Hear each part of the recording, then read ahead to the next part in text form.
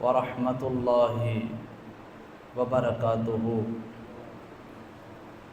ساری حمد و ثنا اللہ جل جلالہ کی، جو مالک کائنات بھی ہے، مالک شرشہات بھی ہے۔ لا تعداد مرتبہ درود و سلام آقا علیہ الصلوۃ والسلام کی ذات اقدس پر، جن کو اللہ رب العالمین نے رحمت للعالمین بنا کر بھیجا۔ ماہ سفر کا یہ مہینہ ہے، اور آج خطبہ جمعہ کا عنوان ماہ سفر کی حقیقت ہے۔ اللہ تعالیٰ نے جو 12 مہینے عطا فرمائے ہیں، ترتیب کے لحاظ سے یہ اسلام کا دوسرا مہینہ ہے، اسے ماہ سفر کہا جاتا ہے۔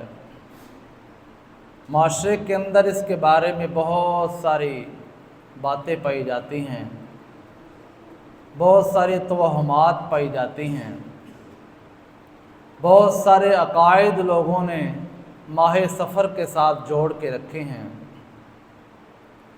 بہت سارے لوگوں کا یہ خیال ہے کہ ماہ سفر نعوذ باللہ منحوس مہینہ ہے، اس میں وبائیں آتی ہیں، بیماریاں آتی ہیں، نحوستیں آتی ہیں، ماہ سفر کے اندر کیے ہوئے کام مکمل نہیں ہوتے، ماہ سفر کے اندر کوئی خوشی والا کام نہیں کرنا چاہیے۔ اکثر اوقات لوگ شادی بیاہ ماہ سفر کے اندر نہیں کرتے۔ کوئی نیا کام، نیا کاروبار شروع کرنا ہو تو وہ بھی ماہ سفر کے اندر نہیں کیا جاتا۔ تصور یہ ہے، خیال یہ ہے کہ ماہ سفر کا جو مہینہ ہے یہ نعوذ باللہ منحوس ہے، نحوستیں آتی ہیں، اس کے اندر کوئی برکت نہیں۔ اس کی اصل حقیقت کیا ہے؟ قرآن و حدیث کے اندر اس کے بارے میں کیا کہا گیا ہے، اور مسلمان کا، مومن کا عقیدہ کیسا ہونا چاہیے؟ ماہ سفر کے اندر بہت سارے واقعات ہیں۔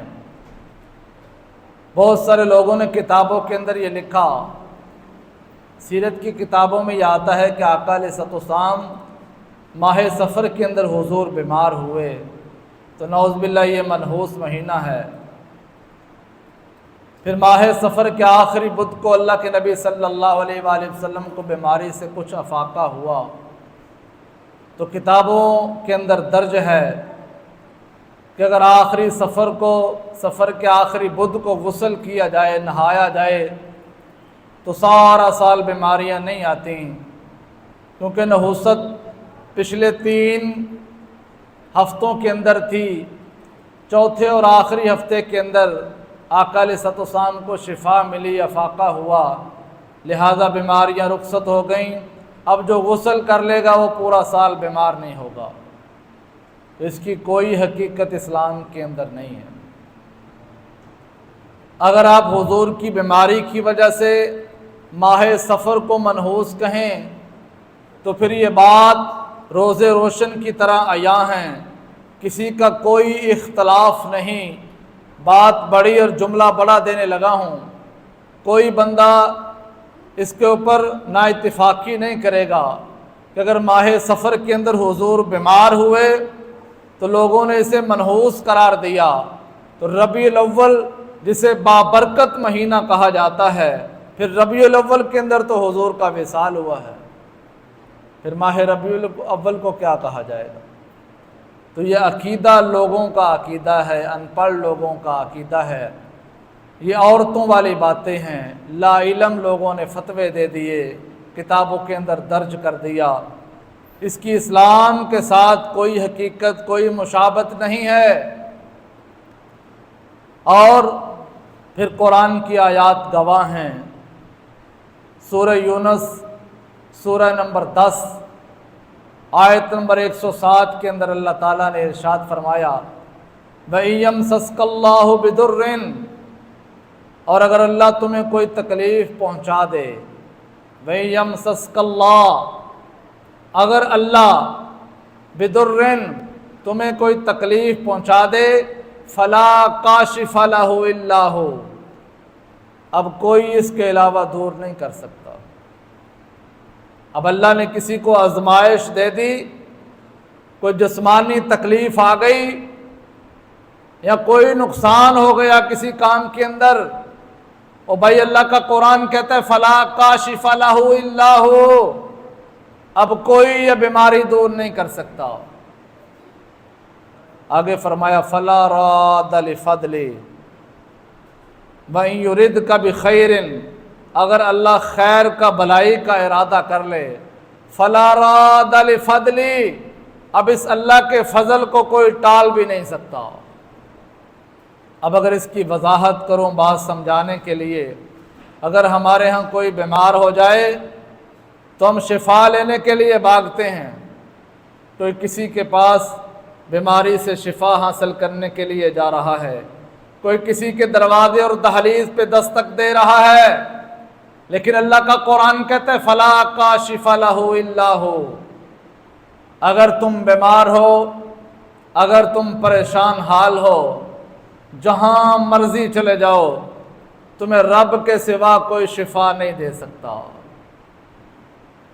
اور آگے فرمایا وَإِن يُرِدْكَ بِخَيْرٍ، اگر اللہ نے فضل کا ارادہ تمہارے ساتھ کر لیا ہے، اگر اللہ نے تمہیں دنیا اور آخرت کی بھلائی دینے کا ارادہ کر لیا ہے، اگر اللہ نے تجھے غربت سے اٹھا کے مال دینا چاہا ہے، فلا راد لفضلہ، اب اس اللہ کے فضل کے ارادے کو کوئی ختم نہیں کر سکتا۔ ہمارے ہاں جو عقیدہ پایا جاتا ہے کہ مینوں فلانے دی نظر لگ گئی ہے، میرا کام کاروبار بالکل نہیں چلتا پیا، فلانے نے میرا کام بن دیتا ہے، محلے چ ایک بی بی ہے انہیں ساڈا گھر ہی سارا بن دیتا ہے، ایک پاسے اللہ ہے تو ایک پاسے محلے دی ماسی ہے، ایک پاسے وڈیرا بندہ ہے، نعوذ باللہ دونوں کی طاقت کو برابر کیا جا رہا ہے۔ عقیدہ یہ بنا لیا کہ رب دے رہا ہے اور فلاں عورت ہمارے گھر میں رزق نہیں آنے دیتی، اللہ مجھے شفا یاب کر دیتا ہے، صحت تندرستی دے دیتا ہے، لیکن فلاں عورت کی نظر سے مجھے بخار ہو جاتا ہے، میں بیمار ہو جاتا ہوں۔ ہو بندہ مسلمان، ہو بندہ مومن، اللہ کی توحید والا ایمان ہو، عقیدہ اتنا کمزور ہو کہ لوگ مجھے شفا دیتے ہیں، لوگ مجھے بیمار کر دیتے ہیں، لوگ رزق میرا بند کر دیتے ہیں۔ میری ہون کس نال کام دی گل چلتی ہی پئی، میں فلانے بندے نال گل کر بیٹھا کہ سارا کام ہی جاندہ رہا، نعوذ باللہ وہ خدا بن گیا ہے۔ ہم نے دنیا کے اندر چھوٹے چھوٹے منی گاڈ بنا رکھے ہیں، چھوٹے خدا بنا رکھے ہیں، کوئی مشکل پیش آ جائے تو فلاں بندے کے پاس جائیں گے، وہ مشکل کشا بن کے ہماری مشکل حل کر دے گا۔ یہ کتنا فاسد اور باطل عقیدہ ہے، یہ کتنی جھوٹی بات ہے، یہ کتنا کمزور عقیدہ تم نے گڑھ لیا ہے۔ اور اگر ضرورت پڑ جائے مال کی، کسی کام کی، تو کسی اور کے پاس چلے جائیں گے۔ اور اگر آپ ناراض نہ ہوں تو میں ایک اور بات کہہ دیتا ہوں، جن لوگوں سے آپ شفا لینے کے لیے جاتے ہیں وہ تو خود مریض ہیں، ذہنی مریض ہیں۔ جو بندہ ذہنی مریض ہوتا ہے وہ صاف ستھرا نہیں ہوتا، اس کے کپڑے صاف نہیں ہوتے، لباس صاف نہیں ہوتا۔ آپ پپل والے بابے کے پاس گئے ہیں، وہ تو کئی مہینوں سے نہایا ہی نہیں، اس کی سوچ پاک نہیں، لباس پاک نہیں، جسم پاک نہیں، وہ آپ کو کیسے پاک کرے گا؟ اس کا اپنا عقیدہ کوئی نہیں، وہ کیسے شفا دے گا؟ قرآن کہتے ہیں فلا کاشف لہ الا ہو۔ اس بارے میں عقیدہ رکھنا ہے تو اللہ کی ذات پہ عقیدہ رکھو۔ اگر تمہارا کوئی کام نہیں ہو رہا، کام اٹکا ہوا ہے، رات کو اٹھ کے اللہ کی بارگاہ کے اندر نوافل ادا کیا کرو۔ اگر اللہ سے کوئی حاجت ہے تو اللہ کا قرآن کھول کے یوں تلاوت کرو، رب کا قرآن پڑھ کے پھر اللہ کی بارگاہ میں ہاتھ اٹھاؤ، آنکھوں کو نم کرو، اللہ کی بارگاہ میں آنسو بہاؤ، جو تم مانگو گے وہ مالک تمہیں عطا فرما دے گا۔ پھر آگے فرمایا یصیب بہ من یشاء من عبادہ، اور اللہ تو اپنے بندوں پہ اپنا فضل نچھاور کر رہا ہے، وہو الغفور الرحیم، وہ تو بڑی رحمت والا ہے۔ اب آپ نے یہ عقیدہ اگر بنا لیا کہ سفر کا مہینہ منحوس ہے، تو آؤ بخاری کی روایت ہے، اللہ کے نبی صلی اللہ علیہ وآلہ وسلم نے ارشاد فرمایا لا عدو ولا سفرا، کہ سفر کا مہینہ منحوس نہیں ہے۔ اور آقا علیہ الصلوۃ والسلام نے اسی کے اوپر بات کو مکمل نہیں کیا۔ یہ صحیح بخاری کی روایت پڑھ رہا ہوں۔ بہت سارے لوگ زمانے جاہلیت کے اندر سفر کے مہینے کو منحوس سمجھتے تھے، لیکن آقا علیہ الصلوۃ والسلام نے آ کے نفی فرما دی ہے، فرمایا کوئی مہینہ منحوس نہیں ہے، سفر کے اندر کوئی بیماریاں نہیں آتی۔ آج گلی بازار کے اندر کالے چنے ابال کے ختم دلایا جاتا ہے کہ کالے چنوں سے بیماریاں ختم ہو جاتی ہیں، وبائیں ختم ہو جاتی ہیں، اور یہ سفر کے مہینے کا صدقہ ہے۔ بات کہیں سے ثابت نہیں ہے، کہاں سے یہ عقیدہ لیا، یہ بات کہاں سے آئی، اس کی اسلام نے کوئی ترجیحات بیان نہیں کی۔ دین کے اندر ایسا کوئی کانسیپٹ نہیں ہے، ایسا کوئی تصور اور کوئی خیال نہیں ہے کہ آپ جو مرضی کرتے رہیں، آپ چنے بانٹ دیں، آپ سالن بنا کے تقسیم کر دیں، ساری وبائیں ساری نحوستیں ختم ہو جائیں گی۔ ویسے صدقہ بیماریوں کو ختم کرتا ہے، بلاؤں کو ٹال دیتا ہے، لیکن ایک خاص قسم کی چیز کے ساتھ ان باتوں کو مقصود کر دینا، مشروط کر دینا، قائم کر دینا کہ ہم فلاں کام کریں گے تو ہمارا فلاں کام ہو جائے گا۔ اسلام نے اس کام کی، اس عقیدے کی نفی کی ہے۔ پھر آگے آقا علیہ الصلوۃ والسلام نے ارشاد فرمایا کہ بیماری کا کسی دوسرے کو لگ جانا یہ بھی بات ثابت نہیں ہے، اور پھر فرمایا ماہ سفر منحوس نہیں ہے، اور اسی حدیث کے اندر فرمایا کہ الو جو ہے یہ بھی منحوس نہیں ہے۔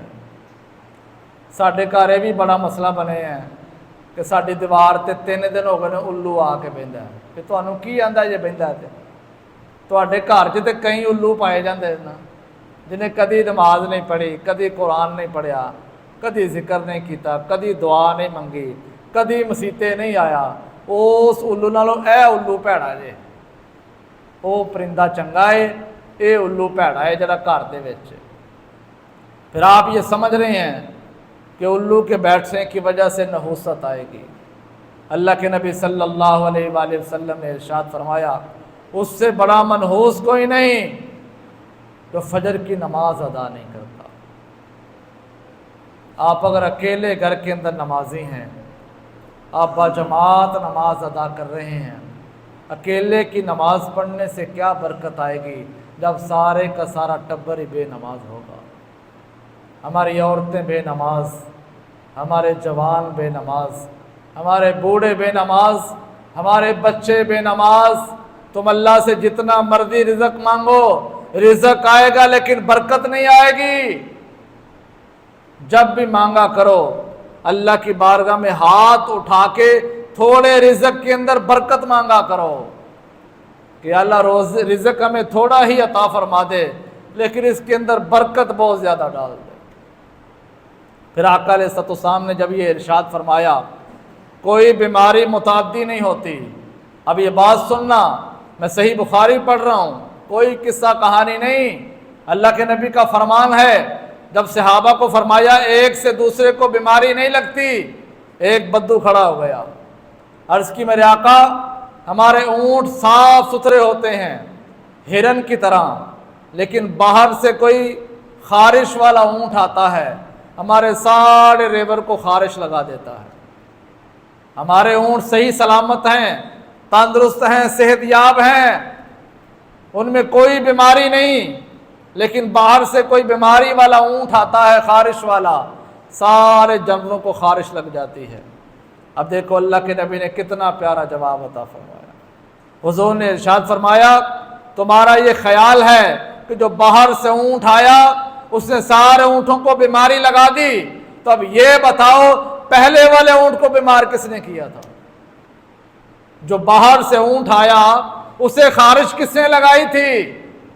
جب اسے بیمار کرنے والا رب ہے، اسے شفا دینے والا رب ہے، تم یہ کہاں سے بات لے آئے؟ کہاں سے عقیدہ بنا لیا؟ گھر میں اگر ایک بوڑھے کو کھانسی آ جائے، بخار آ جائے، تو گھر کی عورتیں بچہ اس کی گود میں نہیں دیتی، اپنے بچے کو اس بوڑھے بابا جی کے پاس نہیں جانے دیتی کہ بابا جی کو بخار ہے، ہمارے بچے بیمار ہو جائیں گے۔ اللہ کے نبی نے منع فرما دیا، کوئی بیماری دوسرے کو نہیں لگتی۔ یہ کرونا وائرس کے بارے بار بار کہا گیا تھا، یہ پھیلتی ہے، وائرس پھیلاتی ہے، لیکن اللہ کا فرمان، آقا علیہ الصلوۃ والسلام کا یہ فرمان موجود ہے کہ کوئی بیماری متعدی نہیں، کوئی بیماری کسی ایک سے دوسرے کو نہیں لگتی، اور یہ مسلمان کا عقیدہ اور ایمان ہے، اسی کے اوپر ہر چیز قائم ہے کہ واقعی بیماری متعدی نہیں ہے۔ اور یہ ذہن بنا لو، ذہن کے اندر اس بات کو پختہ کر لو کہ کبھی بھی کوئی بیماری کسی دوسرے کو نہیں لگ سکتی۔ پھر اللہ تعالیٰ نے ارشاد فرمایا، وَمَن يَتَوَكَّلْ عَلَى اللَّهِ فَهُوَ حَسْبُهُ، جو اللہ تعالیٰ پہ توکل رکھتا ہے، جس کا بھروسہ اللہ پہ ہے، فَهُوَ حَسْبُهُ، بس وہ اللہ اس کے لیے کافی ہے۔ اگر تمہارا توکل کمزور ہے، اگر تمہارا بھروسہ کمزور ہے، تم بار بار یہ جملے کہتے ہو، پریشان کسی نے کر رکھا ہے، حال برا کسی نے کر رکھا ہے، بیٹی کا رشتہ کسی نے باندھ رکھا ہے، میری اولاد کسی نے باندھ رکھی ہے، میرا یہ کام کسی نے باندھ رکھا ہے، تم نے کمزور عقیدہ اپنا لیا ہے۔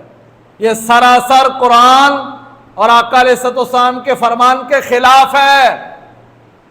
اللہ کی اتنی بڑی طاقت کو تو نے ٹھکرا دیا، اللہ کی اتنی بڑی ذات کی تو نے نفی کر دی ہے، ایک کمزور ناقص بدعقیدہ بندے کو رب کی ذات کے سامنے کھڑا کر دیا ہے۔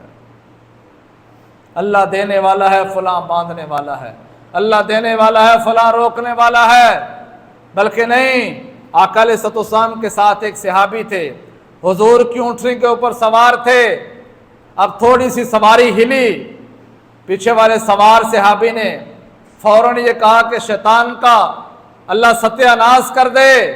اللہ کے نبی مسکرا پڑے، کہا اس بات کو شیطان کے ساتھ منسوب نہ کرو، اگر کہو گے یہ شیطان نے کیا ہے، وہ پھول کے بہت بڑا ہو جائے گا، وہ ایک گھر کی مانند ہو جائے گا، بلکہ ہم نے یہ کہنا ہے جو کرتا ہے وہ ہمارا رب کرتا ہے۔ اگر تم یہ کہو گے تو شیطان سکڑنا شروع ہو جائے گا، یہاں تک کہ اس کا سائز ایک مکھی کے برابر ہو جائے گا۔ تو ہم نے تو شیطان کو پال رکھا ہے، بہت بڑا کر دیا ہے۔ ساڑھے تے 50 روپیے ڈگ پن تہیے نے کسی نے سٹے رہے، تو جے 50 لب جان جانے بڑی محنت کیتی ہے۔ میں ہمیشہ نظر تھلے رکھ کے ٹورنا، مینوں تاں 50 لبے نے۔ ہر کامیابی ہم اپنی طرف منسوب کر لیتے ہیں اور ہر ناکامی رب کی طرف منسوب کر دیتے ہیں۔ اگر کوئی کام بگڑ جائے تو ہم کہتے ہیں اللہ کی مرضی ہے، اللہ کی مرضی سے نقصان ہوا، اللہ کی مرضی سے میرا یہ کام بگڑ گیا۔ اگر خوشحالی آ جائے، کام سیدھا ہو جائے، مال آ جائے، ترغیب کام کر جائے، تو ہم کہتے ہیں بڑا سوچ سمجھ کے کام کیتا ہے، بڑا غور و فکر کر کے پھر ایک کام کیتا ہے، تاں ساڈا کام صحیح ہویا۔ سب سے پہلی بات ہے، ہم نے جو بھی کام کرنا ہے فتوکل علی اللہ، ہمارا توکل، ہمارا بھروسہ ذات باری تعالیٰ پہ ہونا چاہیے۔ اگر اللہ کی ذات پہ ہمارا بھروسہ ہی نہیں، اللہ کی ذات پہ ہمارا توکل ہی نہیں، تو ہمارا ایمان کامل نہیں ہے۔ آگے پھر مومن کی ایک اور نشانی بتائی، فرمایا وَعَلَى اللَّهِ فَلْيَتَوَكَّلِ الْمُؤْمِنُونَ، کہ مومن کی یہ شان ہے، وہ اللہ پہ بہت بڑا توکل رکھتا ہے۔ ایک اور روایت کے اندر آتا ہے، آقا علیہ الصلوۃ والسلام نے ارشاد فرمایا مسلمان اور مومن جو اللہ کی بارگاہ کی طرف اپنا خیال، اپنا تصور اور اپنی بات منسوب کر دیتا ہے، جیسے وہ گمان کرتا ہے اللہ ویسا ہی کر دیتا ہے۔ اگر تم مشکل وقت کے اندر رب کو پکارتے ہو، اگر اللہ کی ذات کے اوپر تمہارا توکل اور بھروسہ ہے، تم کبھی بھی ناکام نہیں ہو سکتے۔ آقا علیہ الصلوۃ والسلام کا فرمان ہے، یہ بھی صحیح مسلم کی روایت ہے، اس سے بھی بڑا عقیدہ ظاہر ہوتا ہے۔ سنو، آقا علیہ الصلوۃ والسلام کا فرمان ہے، صحیح مسلم کے اندر روایت ہے، حضرت ابن عباس روایت کر رہے ہیں، آقا علیہ الصلوۃ والسلام کے اوپر پہلی امتیں پیش کی گئیں، آقا علیہ الصلوۃ والسلام کو پہلی امتیں دکھائی گئیں۔ آقا علیہ الصلوۃ والسلام نے ارشاد فرمایا، میں نے دیکھا کسی نبی کے ساتھ صرف 3 آدمی ہیں یا 9 آدمی ہیں، نبوت کا سارا عرصہ گزار دیا، ساری زندگی جو اللہ نے اس نبی کو عطا فرمائی، رب کی تبلیغ کے اندر بسر کر دی، صرف 3 یا 9 افراد نے کلمہ پڑھا۔ پھر فرمایا مجھے ایک اور امت دکھائی گئی جس نبی کے ساتھ صرف 3 لوگ تھے، باقی کسی نے اس نبی کو مانا ہی نہیں۔ پھر فرمایا یہاں تک بھی مجھے دکھایا گیا کہ ایک ایسے نبی آئے جن کے پیچھے ایک بندہ نہیں، ساری زندگی توحید اور رسالت کا پیغام جاری کرتے رہے، لیکن کسی نے کلمہ ہی نہیں پڑھا، کسی نے اس نبی کو مانا ہی نہیں۔ فرمایا ایک بندہ اس نبی کے پیچھے نہیں ہے۔ پھر آقا علیہ الصلوۃ والسلام نے ارشاد فرمایا، میری نظر پڑی ایک بہت بڑی جماعت گزر رہی تھی، میں نے پوچھا یہ کیا میری جماعت ہے، یہ میری امت ہے؟ تو بتایا گیا نہیں، یہ موسیٰ علیہ السلام کی امت ہے۔ آقا علیہ الصلوۃ والسلام نے ارشاد فرمایا، پھر ایک اور بڑی امت مجھے دکھائی گئی۔ جب وہ بڑی امت میرے سامنے آئی تو پھر آقا علیہ الصلوۃ والسلام نے ارشاد فرمایا، ھذہ امتک ومعہم 70 الفا یدخلون الجنۃ بغیر حساب ولا عذاب۔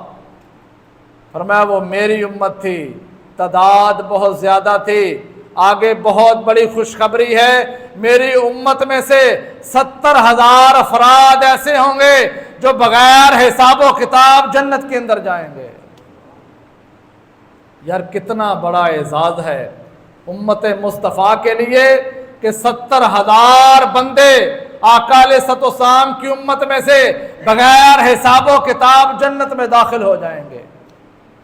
اب آگے سنو فرمان کیا ہے۔ بس حضور نے صحابہ کو اتنی بات بتائی، آقا علیہ الصلوۃ والسلام گھر تشریف لے گئے، حضور گھر چلے گئے۔ اب سارے صحابہ آپس میں باتیں کرنے لگے، یار وہ 70,000 افراد کون ہوں گے؟ کسی صحابی نے کہا وہ اولاد صحابہ ہیں، اس وجہ سے کہ انہوں نے کوئی شرک نہیں کیا، آنکھ کھلی اسلام قبول کر لیا، کوئی گناہ نہیں، کوئی بت پرستی نہیں، کوئی شراب نوشی نہیں، بچپن سے ہی اسلام کے اندر داخل ہو گئے، شاید وہ 70,000 لوگ یہ ہوں گے۔ پھر کسی اور صحابی نے کہا یار جو حضور کی مصطفیٰ کی معیت کے اندر لوگ رہتے ہیں، جنہوں نے آقا علیہ الصلوۃ والسلام کے علم کو سمو لیا سینوں کے اندر، ساری زندگیاں تبدیل کر دیں، پہلے والے سارے طریقے ساری زندگیوں کو چھوڑ کے اپنے رویے بدل کے دامن مصطفیٰ کے اندر آ گئے، شاید یہ 70,000 لوگ بلا حساب و کتاب جنت کے اندر جائیں گے۔ کسی نے کہا شاید وہ لوگ جنہوں نے کبھی شرک نہیں کیا، اللہ کی ذات کی بارگاہ کے اندر کسی کو شریک نہیں ٹھہرایا، شاید وہ 70,000 لوگ بغیر حساب کے جنت میں داخل ہوں گے۔ اتنے میں آقا علیہ الصلوۃ والسلام دوبارہ آئے، حضور دوبارہ تشریف لائے اور صحابہ سے پوچھا بتاؤ کیا باتیں کر رہے تھے؟ سارے صحابہ نے جو جو بات کی تھی آقا علیہ الصلوۃ والسلام کی بارگاہ میں عرض کی، یا رسول اللہ ہم وہ 70,000 لوگ جو بغیر حساب و کتاب جنت کے اندر جائیں گے، ہم تو ان کے بارے میں بات کر رہے تھے۔ اب آقا علیہ الصلوۃ والسلام بتانے لگے ہیں کہ وہ 70,000 لوگ کون سے ہوں گے، ان کے اندر کیا خوبی ہوگی، کہ اللہ جنہیں بغیر حساب و کتاب جنت میں داخل فرما دے گا۔ یار یہ اتنا بڑا اعزاز، اتنی بڑی یہ نعمت کہ اللہ کوئی حساب نہیں لے گا، نیکیاں اور گناہ نہیں تولے جائیں گے۔ 70,000 لوگ بغیر حساب ولا عذاب یدخلون الجنہ، وہ 70,000 لوگ بغیر کسی سوال جواب کے، بغیر کسی ناپ تول کے، بغیر نیکیاں اور گناہ تولے ہوئے اللہ تعالیٰ انہیں جنت میں داخل فرما دے گا۔ اب آقا علیہ الصلوۃ والسلام فرمانے لگے فَقَالَهُمُ الَّذِينَ لَا يَرْقُونَ وَلَا يَسْتَصْرَفُونَ، فرمایا وہ لوگ نہ وہ جاڑ پھونک کرتے ہیں نہ وہ کسی سے جاڑ پھونک کرواتے ہیں۔ اب یہ صحیح مسلم کی روایت ہے، اگر یہ منبر و محراب پہ بیان نہ کی جائے تو یہ حضور کا عقیدہ، میرے نبی کا فرمان، یہ حضور کی تعلیم کہاں لے کے جائیں؟ اب اس سے مراد دم نہیں، اور وہ قرآنی آیات کا دم کرتا ہے یا کرواتا ہے۔ اگر کوئی آقا علیہ الصلوۃ والسلام کی بتائی ہوئی دعائیں پڑھتا ہے یا اس کے اوپر کوئی پڑھتا ہے تو یہ بات استثناء ہے۔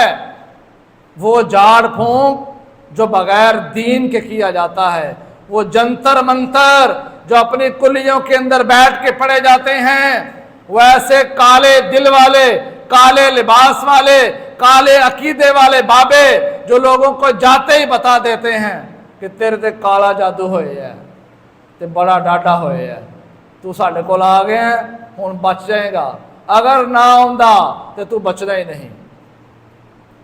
آقا علیہ الصلوۃ والسلام نے ان عقیدوں کی نفی کی ہے، اور وہ لوگ جو یہ کام نہیں کرتے ان کے لیے خوشخبری ہے، 70,000 لوگ امت مصطفیٰ سے بغیر حساب و کتاب جنت میں داخل کر دیے جائیں گے۔ اور آگے پھر آقا علیہ الصلوۃ والسلام نے ارشاد فرمایا وَعَلَىٰ رَبِّهِمْ يَتَوَكَّلُونَ، اور وہ صرف اللہ تعالیٰ پہ بھروسہ رکھتے ہیں۔ اگر خوشی ہے تو رب کی طرف منسوب ہے، اگر غم آیا ہے تو وہ بھی اللہ کی طرف منسوب ہے، اگر کامیابی ہے تو اللہ کی طرف سے ہے، اگر کسی کام کے اندر ناکامی ہو گئی تو وہ بھی اللہ کی طرف منسوب کر دی کہ یا اللہ تیری مرضی، یا اللہ جس بات پہ تو نے ہمیں رکھا میں تیری رضا پہ راضی ہوں۔ رضیت باللہ دینا رضیت باللہ اسلاما، جس نے اسلام اور دین کے اوپر اپنی رضاعت کا اعلان کر دیا، یا اللہ میں راضی ہو گیا، اب تیری بات کے اوپر میری رضا ہے، تیرے کام کے اوپر میں راضی ہوں۔ وتوکل علی اللہ، جس نے اللہ پہ بھروسہ کیا، جس نے توکل اللہ پہ کیا۔ اب دیکھو آقا علیہ الصلوۃ والسلام اور سیدنا ابوبکر صدیق رضی اللہ تعالیٰ عنہ جب یہ ہجرت کے لیے مکہ سے نکلے اور غار ثور کے اندر بیٹھے، جس پہاڑی کے نیچے آقا علیہ الصلوۃ والسلام اور سیدنا ابوبکر صدیق تھے، اسی پہاڑی اور پتھر کے اوپر کافروں کے قدم تھے، کافر پتھر کے اوپر کھڑے تھے، اس پتھر کے نیچے آقا علیہ الصلوۃ والسلام اور سیدنا ابوبکر صدیق چھپے ہوئے تھے۔ اور روایتوں کے اندر آتا ہے ہم ان کے پاؤں دیکھ رہے تھے۔ سیدنا ابوبکر صدیق تھوڑا سا گھبرائے، یا رسول اللہ اگر ان کافروں نے ہمیں دیکھ لیا، اور یہاں تک روایت کے الفاظ ہیں یا رسول اللہ اگر انہوں نے اپنے قدموں کی طرف دیکھ لیا، نیچے دیکھ لیا تو ہم فوراً نظر آ جائیں گے۔ آقا علیہ الصلوۃ والسلام نے کیا ارشاد فرمایا، لا تحزن ان اللہ معنا۔ ابوبکر کیوں پریشان ہوتے ہو، کیوں غمزدہ ہوتے ہو؟ ان اللہ معنا، ہمارا رب ہمارے ساتھ ہے، کافروں سے بچانے والا ہمارا رب ہمارے ساتھ ہے۔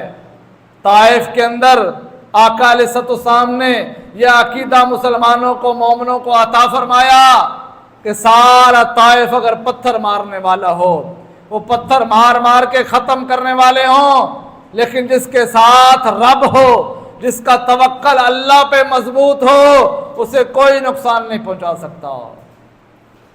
سارے مکہ والے حضور کے خلاف ہو گئے اور کیا کیا سازشیں کی آقا علیہ الصلوۃ والسلام کو ختم کرنے کے لیے۔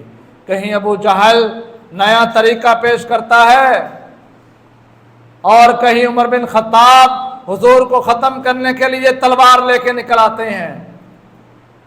آقا علیہ الصلوۃ والسلام کے گلے میں چادر ڈال کے صحن کعبہ کے اندر کھینچا جاتا ہے۔ یہاں تک سیرت ابن حشام نے نقشہ پیش کیا ہے کہ اتنا گلا دبایا کہ آقا علیہ الصلوۃ والسلام کی آنکھیں باہر آنے لگیں، لیکن وَتَوَكَّلْ عَلَى اللَّهِ، آقا علیہ الصلوۃ والسلام نے ارشاد فرمایا میرا توکل میرے رب کے اوپر ہے۔ کہیں مکہ والوں نے گھر سے نکال دیا، شہر مکہ سے نکال دیا، لیکن نکلتے ہوئے آقا علیہ الصلوۃ والسلام نے جو ہی الوداعی نگاہوں سے، حسرت بری نگاہوں سے خانہ کعبہ کو دیکھا تو پھر رب کا گھر یاد آیا۔ ابوبکر صدیق پریشان ہوئے، یا رسول اللہ یہاں ہم تبلیغ فرما رہے تھے، آباء و اجداد یہاں تھے، دوست احباب یہاں تھے، بچپن یہاں گزرا تھا، آج ہمیں یہاں سے نکالا جا رہا ہے۔ اور یہ صرف دو نفوس قدسیہ، ایک آقا علیہ الصلوۃ والسلام، ایک یار غار۔ جب وہاں سے تنے تنہا نکلے تو پھر آقا علیہ الصلوۃ والسلام نے ارشاد فرمایا ابو بکر تم رات کا اندھیرا دیکھ رہے ہو، تمہیں مکے کا اندھیرا یاد آ رہا ہے، تم سامنے پہاڑیاں دیکھ رہے ہو، تم سیاہ بادل دیکھ رہے ہو، اللہ نے مجھے روشن مدینہ منورہ دکھا دیا ہے، تمہاری نظر مکہ سے نکلنے کے اوپر ہے، میری نگاہ نبوت مدینہ میں داخل ہونے کے اوپر ہے۔ تم یہ سمجھ رہے ہو، سوچ رہے ہو مکہ والوں نے ہمارا کام بند کر دیا ہے، ہم دین کا کام نہیں کر سکتے، بلکہ میں یہ دیکھ رہا ہوں اللہ نے ہماری راہیں کھول دی ہیں۔ جب ہم مدینہ منورہ کے اندر جائیں گے صحابہ کی کثیر تعداد اور اہل مدینہ والہانہ ہمارا استقبال کریں گے، مدینہ کے اندر اسلامی ماحول ہوگا، اسلامی ریاست ہوگی، اپنی مسجد ہوگی، اپنا مؤذن ہوگا، ہم خطاب کریں گے، ہم قرآن سنائیں گے، ہم تبلیغ کریں گے، ہم دین بیان کریں گے، کوئی روکنے والا نہیں ہوگا۔ ابو بکر میں یہ سارا منظر دیکھ رہا ہوں، آپ تھوڑی سی غربت آ جائے، تھوڑی سی بیماری آ جائے، تھوڑی سی پریشانی آ جائے، اپنا توکل کھو دیتے ہو، سارے کا سارا بھروسہ توڑ دیتے ہو، فوراً اللہ تعالیٰ سے نعوذ باللہ اعتقاد اٹھا لیتے ہو۔ اگر تمہارا توکل مضبوط نہیں، اگر تمہارا ارادہ مضبوط نہیں، اگر تمہارے دلوں میں یہ خیال، یہ خلش بار بار ہے، کوئی پریشان کر رہا ہے، کوئی رزق باندھ رہا ہے، فلاں دن منحوس ہے، فلاں ہفتہ میرے لیے بہتر نہیں، فلاں تاریخ میرے لیے بہتر نہیں، فلاں فگر میرے لیے اچھا نہیں، اور فلاں مہینہ میرے لیے بہتر نہیں، تم نے اپنے عقیدے کو کمزور کیا ہے، تم نے اسلام کے خلاف عقیدہ بنا رکھا ہے۔ اسلامی تعلیمات اس بات کو بار بار یہ ظاہر کر رہی ہیں، تمہارا توکل، تمہارا بھروسہ ذات باری تعالیٰ پہ ہونا چاہیے۔ اگر بیمار ہو اللہ پہ بھروسہ رکھو، وہ شفا دے گا۔ اگر بے اولاد ہو ذات باری تعالیٰ پہ بھروسہ رکھو، وہ تمہیں اولاد نرینہ عطا فرمائے گی۔ اگر غریب ہو اللہ پہ توکل مضبوط کرو، اللہ ضرور تمہیں خوشحالی عطا فرمائے گا۔ دنوں، ہفتوں اور مہینوں کے چکر کے اندر نہ پڑو، کبھی بھی زندگی کے اندر یہ خیال نہ کرو خوشی والا دن، خوشی والا کام ہم منگل والے دن نہیں کریں گے۔